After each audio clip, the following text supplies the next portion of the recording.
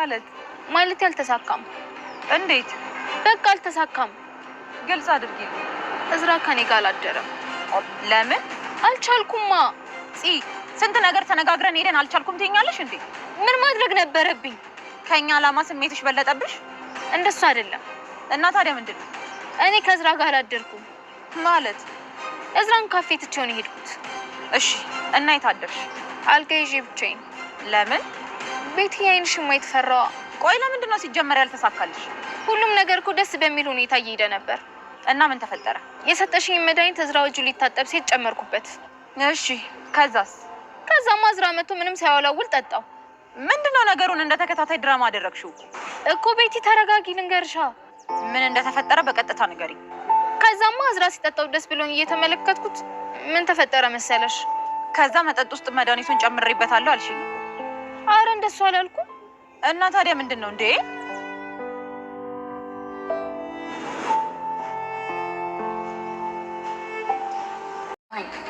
ምግብ በላሽ? ምን ባልበላስ ልጋብዘኝ ነው? አይደለም ግን ደግሞ ምን በላ ቅር አይለኝ። እዝራ የመጣህበትን ንገረኝና ሂድ።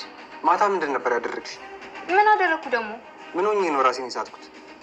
እኔ ምን አውቃለሁ? እኔ ምን አውቃለሁ ስትይ ራሴን ስታላየሽኝ ነበር? አዎ። እና ራሴን እንደምስት ታውቂ ነበር ማለት ነው? እኔ ከየት አውቃለሁ? እና ታዲያ ራሴን ስቼ እንደነበር በምን አወቅሽ? ቆይ አንተ ልጅ ምንድን ነው የምታወራው? ራሴን ስቼ እንደነበር እንዴት አወቅሽ? ቅዱስ ነዋ። ቅዱስን? አዎ ቅዱስን ጠዋት ላይ አግኝቼው ነበር። እና ምን አለሽ? እዝራ ምንድን ነው ያደረግሽው ብሎ ጠየቀኝ። ምን? እሱም? አዎ ጠየቀኝ። ከዛ የተፈጠረውን በሙሉ ነገረኝ። እና አንቺ ምን አልሽው? እኔ ምንም አላደረኩም። ጽዮን እየዋሸሽኝ ነው አይደል? ቆይ አንተን እኔ ምን ላደርግ እችላለሁ? ምን አውቃለሁ? አንቺ ራስሽ እኮ ነሽ ልጋብዝ ብለሽ የጠራሽ። እዝራ አንተ የበላኸውን በልቼ አንተ የጠጣኸውን ነው የጠጣሁት አይደል እንዴ? ቢሆንስ ታዲያ? እኔ ግን ራሴን አልሳትኩም ነበር። ምን አጠፋው? ቀድማ ብትደውልልኝ እኮ ነው አንተ ያለበት ቦታ መምጣት ትችል ነበር። ለምን ትደክማለህ? አንተ ከጠራኝም መድከም ነው። ደስ እያለኝ ነው የምመጣው። ለራሴ ጉዳይ ራሴ ነኝ እዚህ ፈልጌ የመጣሁት። ስላከበርከኝ አመሰግናለሁ። እኔ የምልህ አንተ ነህ። ስለ ቤቲ ጉዳይ ላወራ ነበር የመጣሁት። ቤቲ ማናት? እየቀለድክ ነው? ማለት ያው የማውቃቸው ብዙ ቤቶች ስላሉ ግራ ገብቶኝ ነው። ስንት ቤቲ ታውቃለህ? አልጋ ላይ ስንት ቤቶች አሉ? ቆጥሬ ጨረሳችኋለሁ ብለህ ነው? እነዚህ ሁላ ቤቲ የሚባሉት ብቻ ናቸው? ቤቲ የሚባሉ ሴቶች እኮ ሲጠየቁ እምቢ አይሉም። አንተ በጣም ትቀልዳለህ። እንዴ ደግሞ ነው? አንተ ስለ የትኛው ቤቲ ነው እያወራ ያለው? እኔ ማወራው እናንተ ጋር ስለምትሰራው ቤቲ ነው። እና ስላልቀመስኳት ቤቲ ነው እያወራ ያለው። ስለዚህ ተጠይቀው እምቢ የሚሉ ቤቶች አሉ ማለት ነው። እምቢ ብላ ሳይሆን ስላልጠየቅኳት ነው። ግን ለምንድን ነው ስለሷ የምታወራኝ? ሰላም ለእናንተ ይሁን ውድ ቻናላችን ቤተሰቦች፣ በያላችሁበት ሰላማችሁ ይብዛ። ለዚህ ቻናል አዲስ የሆናችሁ ሰብስክራይብ አድርጉ። ስለምታደርጉልን ድጋፍ ሁሉ እናመሰግናለን። ዛሬ በአዲስ ድራማ ይዘንላችሁ መጥተናል። ኖላዊ ድራማ በእርግጥ ለዚህ ቻናል ነው እንጂ አዲስ የሆነው ከዚህ በፊትም ተሰራበት ነበር በዚህ ድራማ ማለት ነው እዚህ ቻናል ላይ። እናም አሁን ላይ በጣም ወደ 200 ክፍል ሊገባ ነው። ነገር ግን ከዚህ በኋላ ያለውን አንዳንድ ክፍሎች ይዘንላችሁ እንመጣለን ማለት ነው። ቤተሰባዊ የሆነ ድራማና በቤተሰብ ዙሪያ ያተኮረ ድራማ ነው። ያው ዩቲዩብ ላይ ነው የሚተላለፈው። ኖላዊ ድራማ ክፍል 176 ላይ ደርሷል። የ100 ክፍል 76 ነው ይዘንላችሁ የመጣ ነው ማለት ነው። አብራችሁን ቆዩ። እንግዲህ ኖላዊ ድራማ ሁለት እህትማማቾች አሉ፣ ቤቲና ጽዮን ይባላሉ። በዛ ምክንያት እንግዲህ ማንም ስለሚያስተዳድራቸው የራሳቸውን ነገር አንዲቷ ትማራለች፣ አንዲቷ ደግሞ እህቷን ለማስተዳደር የማትፈልገውን ስራ እየሰራች ነው የምትኖረው ማለት ነው። እናም ያው ብዙ ጊዜ ሰው የሆነ ነገር ገንዘብ ሲፈልግ ደሃ ሲሆን የሀብታም መጠቀሚያ ነው የሚሆነው። ሀብታም እንደፈለገ ያሽከረክረዋል፣ የፈለገ የራሱን አላማ ማሳኪያ ነው የሚያደርገው እና ቤቲም እህቷንም ለማስተዳደር እሷም የራሷን ነገር እንዲኖራት ከአቶ በቃሉ ከሚባል ባለ ሀብት ድርጅት ተቀጥራ ነው የምትሰራው። እናም የተለያዩ የሌላ ሰዎች ድርጅቶችን መረጃ እየሰረቀችም ሆነ በሱ ተንኮል ተሳታፊ ነው። ባታምንበትም በሱ ተንኮል ተሳታፊ ሆና ነው እየሰራች ያለችው። ነገር ግን እሱ የሆነ ነገር ከፍትልሻለሁ ወይም ደግሞ በቃ ስራሽን እንደዚህ አድርገሽ ፈጽሚ እንጂ አንቺም ማድረግልሽን አታውቂም እያለ እያታለላት ነው።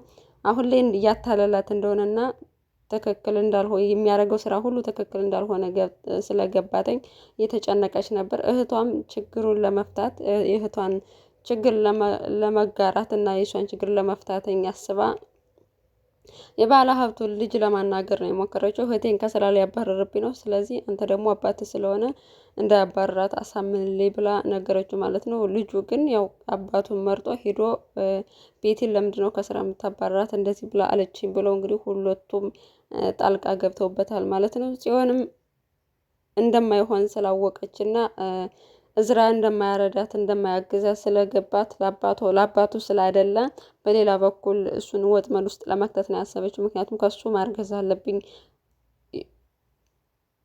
መጠጥ ውስጥ የሆነ እንቅልፍ ኪኒን ካያትቼ ከዛ ከተኛ በኋላ ከሱ ጋር ማርገዝ አለብኝ ብላ እቅዷም አልተሳካላትም ማለት ነው። ምክንያቱም በዛ በኩል እሱ ከሱ ልጅ ካለኝ ለልጁ ስል የሚያደርገው ነገር ያደርጋል ብላ ነበር ያሰበችው። እሱ ግን አልተሳካላትም እና እህቷም እንዳልተሳካላት ስታቅ ድሮም ነግሬሽ ነበር አርፈሽ ተቀመጭ ብዬ እንዴት እንደዚህ ታደርጊያለሽ ብላ በጣም ነው የተናደደችባት ማለት ነው። ጭራሽ እንዴት ነገሮች ሁሉ አወሳስባቸው ሌላ ችግር ውስጥ ነው የገቡት ሁለታቸው ማለት ነው።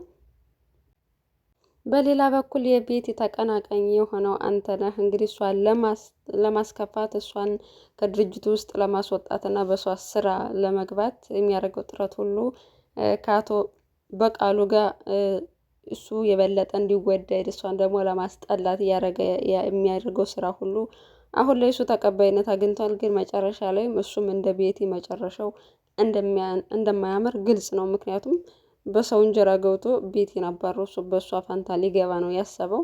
እናም አሁን ላይ በቃ እሷን አንተ ተከታተልልኝ፣ እሷን ተከታተልልኝ እና የምትሄድበትን ነገር ሁሉ ማወቅ አለብኝ ብሎ ስላለው እሷን እየተከታተለ ይገኛል ማለት ነው። በሌላ በኩል ደግሞ ቅዱስ እዝራ በጣም ሰክሮ ሳይሆን ራሱን ስቶ እሱ ነበር ቤት የወሰደው።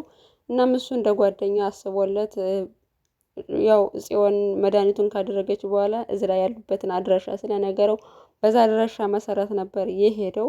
ግን ጽዮን በመምጣቱ በጣም ደስተኛ አይደለችም።